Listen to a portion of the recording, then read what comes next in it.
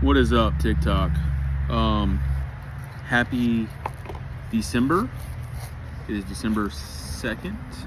So I'm going to put this up the same day I'm recording it, hopefully.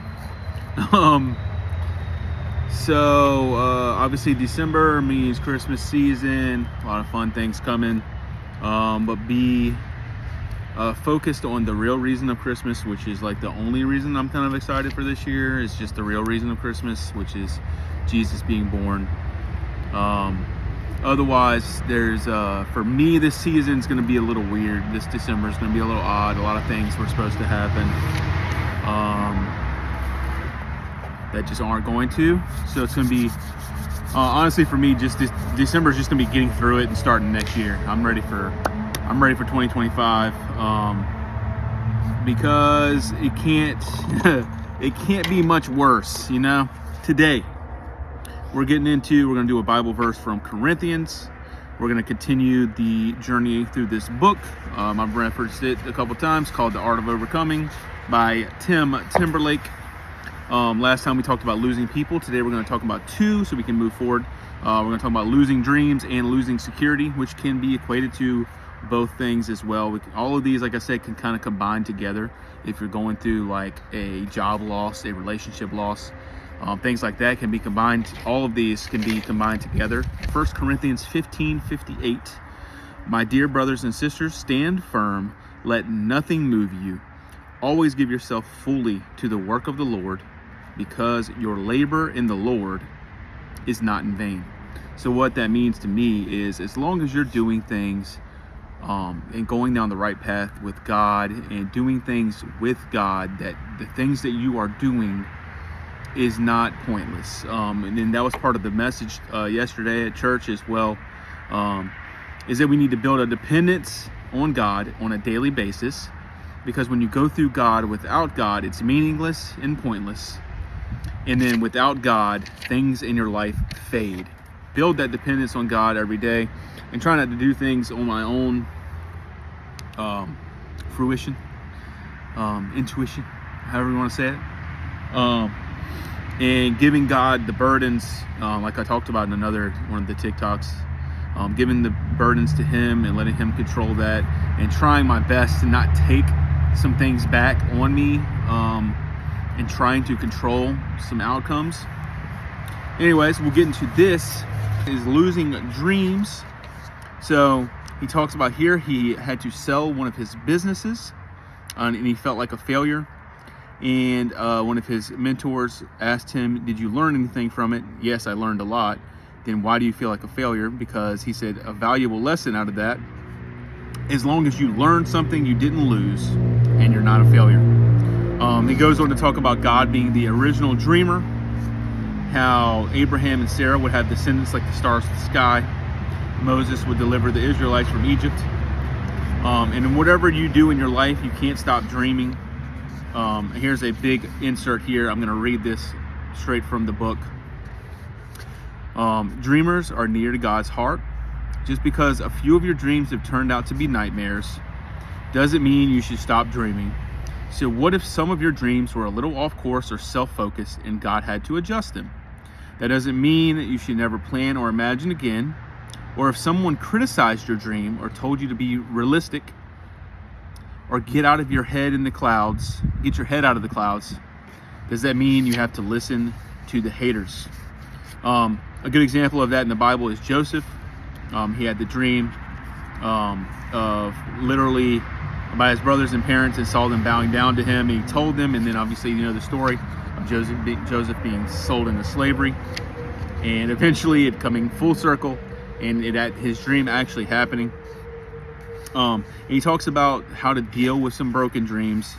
So first thing is, if it's the wrong dream, let it go. Let's be honest, not every plan or purpose in our heart should come to pass. Sometimes what we're imagining is simply wrong. But you don't know that unless you try. It could be selfish, misguided, impossible.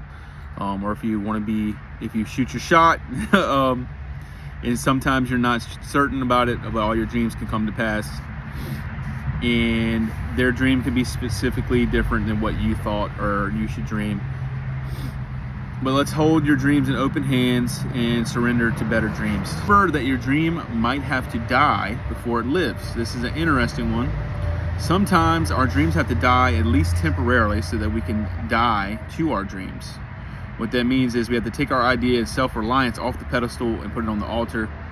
The death of our little dreams can make way of the realization of God's big dream. It could be even bigger than we imagine, basically.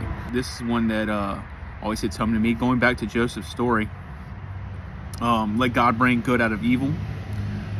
Joseph said this here in Genesis 50:20. You intended to harm me, but God intended it for good to accomplish what is now being done, the saving of many lives. So you never know, like I said before, what bad things happen in this world, but God uses them and twists them to be good. Follow the giver of dreams. Follow God. God is the one that gives you the dreams in the first place.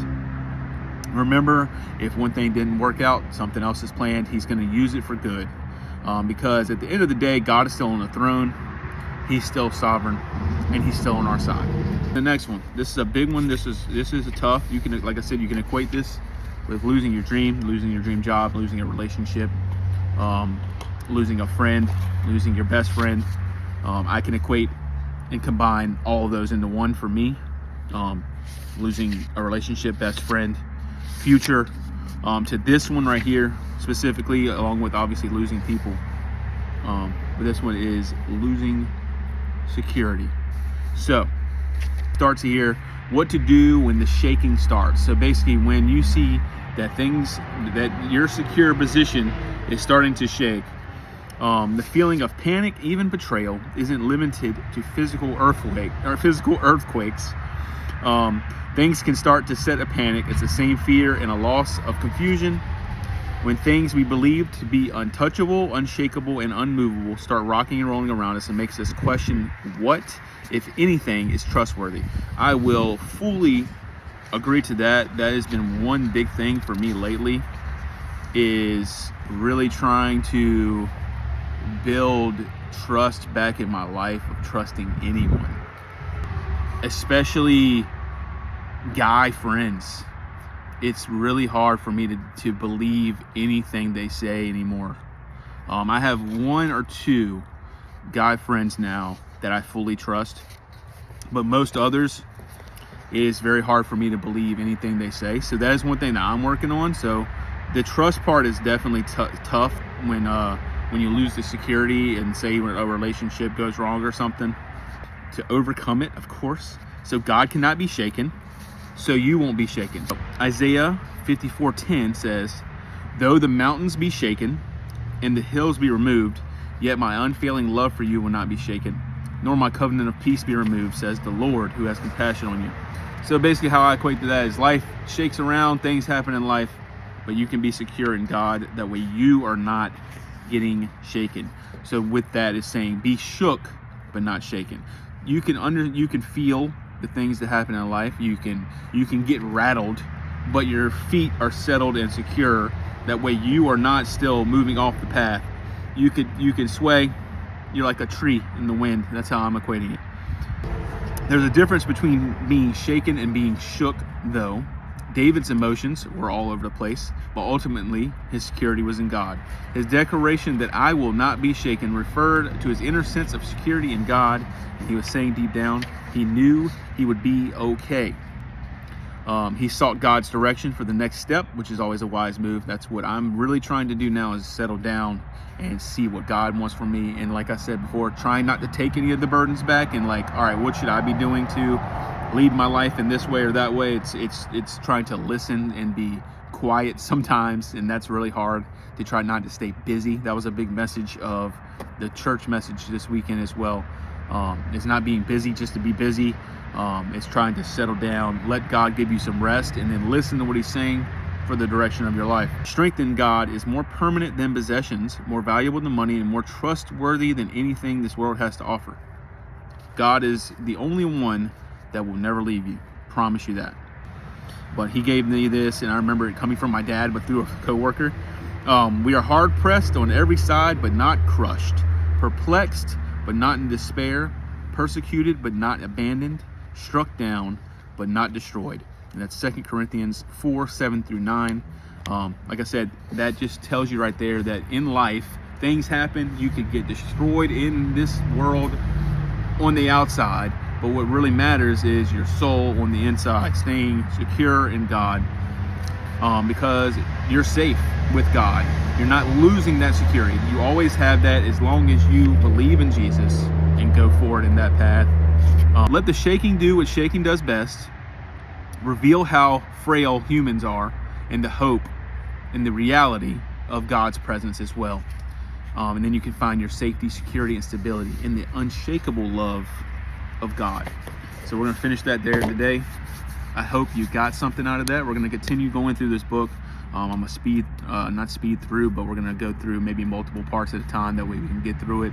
I want to finish this book so we can move forward by the end of December. So that's the plan. If you're getting anything out of it, I appreciate it. I hope you're getting something out of it.